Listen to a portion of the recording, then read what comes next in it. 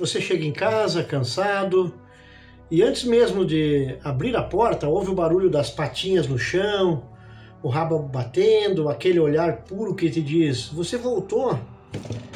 E esse momento simples e poderoso é o que muitos chamam de terapia sem palavras. Porque quem tem um cão sabe, ele muda o ar da casa, muda o humor, muda a vida. E é claro que a ciência confirma, cães ajudam a reduzir o estresse, fortalecer o coração, fazem o corpo se mover mais. Crianças que crescem com cães aprendem empatia e equilíbrio emocional, idosos vivem mais e melhor. E em tempos de solidão, um cão é o último laço com a esperança. Mas o Brasil virou palco de uma coisa sinistra.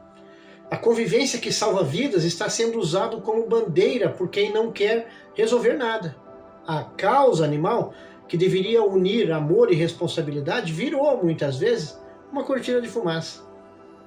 Eu já conversei com políticos, entrei em reuniões, levei números, mostrei relatórios, apresentei histórias reais, expliquei que o problema não está só nos cães, mas nas pessoas por trás delas. Pessoas doentes, esquecidas, com dor, sem apoio.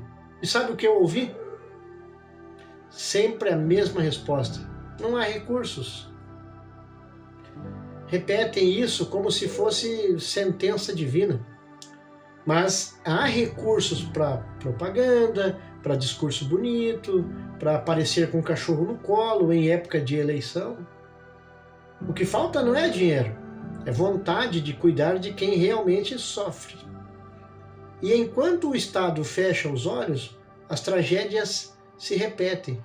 Por exemplo, Dona Iracema, 74 anos, viúva e diabética, cuidava de 7 cães resgatados, fazia o que podia, limpava, alimentava, amava, mas a doença avançou. A visão falhou, o corpo não acompanhou o coração, vieram as denúncias e, junto delas, uma cena que virou rotina.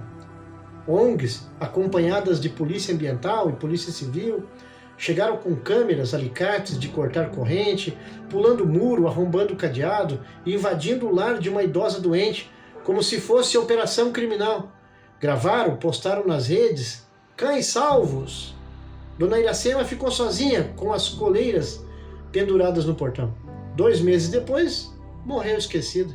Mas na internet, o vídeo seguia recebendo curtidas. Outro caso: João, 38 anos, trabalhava na construção civil. Pai, homem que perdeu o emprego e caiu nas drogas. Tinha o Rex, o cão que era seu último fio de afeto. Dividiam pão e silêncio. Até que veio a denúncia. Mais uma operação cinematográfica. Viatura, ONG, repórter. Levaram o Rex. João implorou, chorou.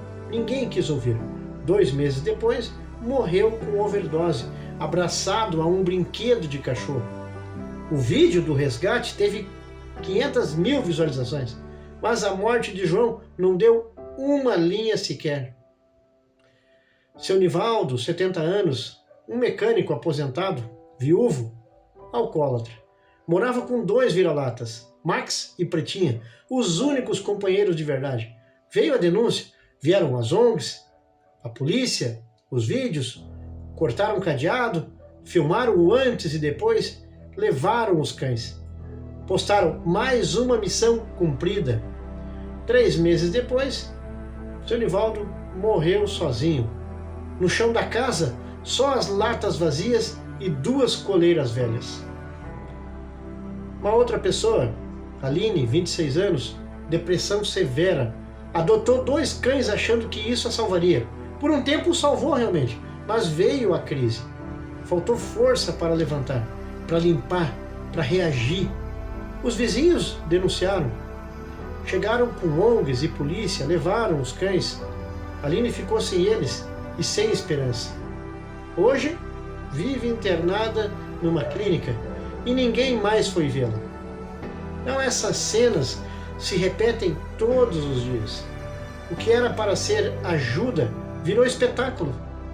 As ONGs e forças policiais, muitas vezes bem intencionadas, acabam sendo usadas para punir em vez de proteger. transformam a miséria em manchete. Entram com câmeras, gritam, filmam, mostram o desespero humano como se fosse entretenimento. Mas a humilhação não cura a depressão. A invasão não trata alcoolismo. A exposição pública não salva vidas, destrói. E o pior, os cães que são resgatados desses lugares acabam indo para abrigos superlotados, 200, 300 cães amontoados em galpões quentes, sem higiene, sem carinho, sem espaço. A dor só muda de endereço, mas não acaba. E o Estado finge que resolveu. Enquanto isso, quem fala a verdade é ignorada. Quem propõe soluções é chamado de insensível. E quem lucra com a aparência de bondade continua crescendo. Afinal, é mais fácil filmar a dor do que curar a causa. Mas o que o Brasil precisa não é de espetáculo. É de política pública séria, programas de saúde animal, apoio a idosos, centros de reabilitação, educação sobre convivência com animais, abrigos com estrutura e fiscalização de verdade, treinamento ético, criação responsável e campanhas de adoção que unam, não que dividam. Os cães precisam de amor, mas também de limites. Os humanos precisam de empatia, mas também de ajuda. Um não vive bem sem o outro, e nenhuma sociedade será saudável enquanto o cão for usado como ferramenta política e o dono for tratado como criminoso.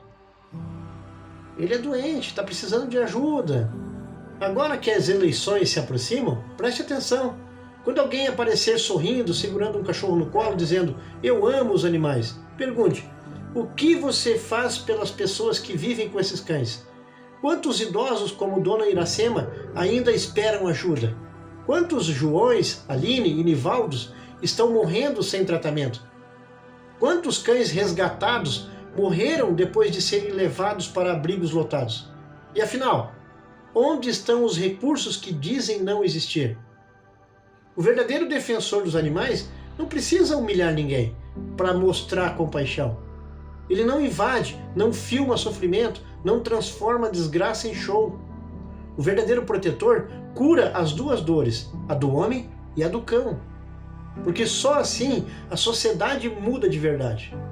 Então, antes de compartilhar o próximo vídeo de resgate, pense: será que estamos salvando o cão ou estamos apenas acelerando a morte do dono? Comente o que você pensa, compartilhe se você já viu algo assim acontecer. E lembre-se, cuidar de um cão é nobre, mas cuidar do humano que sofre ao lado dele é divino. Eu sou Aguinaldo Diniz, o Argus Canis, e a minha função, uma das minhas funções é ajudar no processo.